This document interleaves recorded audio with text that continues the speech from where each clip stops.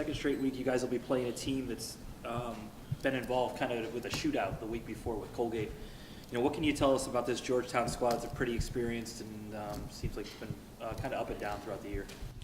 Well, I'll tell you, they've been playing very well when you look at it, and no secret that they're a team that beat Princeton at Princeton, and I think people have now seen after what Princeton did to Harvard that they're for real as well. So they give us a lot of preparation problems, particularly on defense. They've run and shown practically every offensive play known to man, including several different types of option and everything else in between. So in terms of our defensive preparation, there's quite a bit to zero in on, and the tough part about that is they've been utilizing different personnel groupings one week and something different the next. So we've got to be ready for it all and be able to handle it as it comes. Defensively, as they gave us some problems last year, their defensive line is going to stem. They'll line up and right before the snap be on the move, and that changes blocking schemes and those kinds of things. So they make you really work for everything that you get offensively. So and they also put 35 points up against Colgate last week. So this has been a team that we've been frustrated by the last 2 years. That's no secret. We don't look in the rearview mirror too much. I'm sure our players certainly remember those games and how tough it was. But the bottom line is we're just moving toward another piece of that championship that's still out there. And, family weekend, a home game for us, and we'll be ready to go.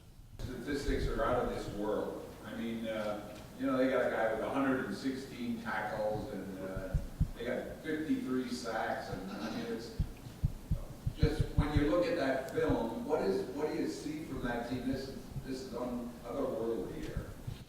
Well, they're just, they're executing their offense and their defense. They've kept people, off balance, with a lot of things they're doing offensively and defensively. When you got the guy who was a preseason MVP on defense in the preseason poll, and certainly living up to that. They got an outstanding corner, probably as good as anybody in the league, and group up front that's very active and very aggressive.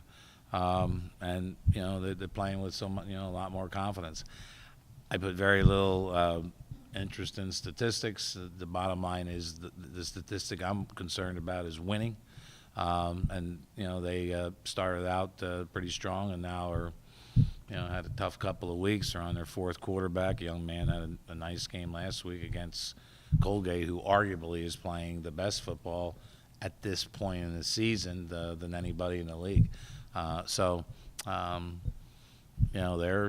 They're getting some things done, and we certainly are well aware of that. We're well aware that we've been frustrated by them, and we kind of gave away the last 2 years, and we know what we need to do to be successful Saturday night. But I think our football team is on a mission, and we'll see Saturday night about those statistics.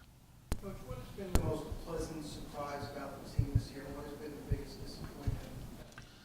Well, I think the most pleasant surprise has been, I think, the way the team has come together, and it's probably regardless the most close knit team that I've had since I took over, and that's a credit to our seniors holding the group together, because a lot of young kids playing here. I mean, every week I'm just shaking my head at the number of freshmen and first-time players that are out there making plays for you, but just the way we've held together, and we've had our ups and downs. You win 3 in a row, and suddenly you lose 2. Now you're back winning 2, and just that part. But I think maybe, and I don't even know if it's most disappointing. It's just some lack of consistency in terms of particularly offense, but defensively as well. We've got to be a little bit more disciplined, and after we have a big offensive drive, and not let them then drive right down the field. So every game, as Coach Kelly said, particularly in the Patriot League, is going to be a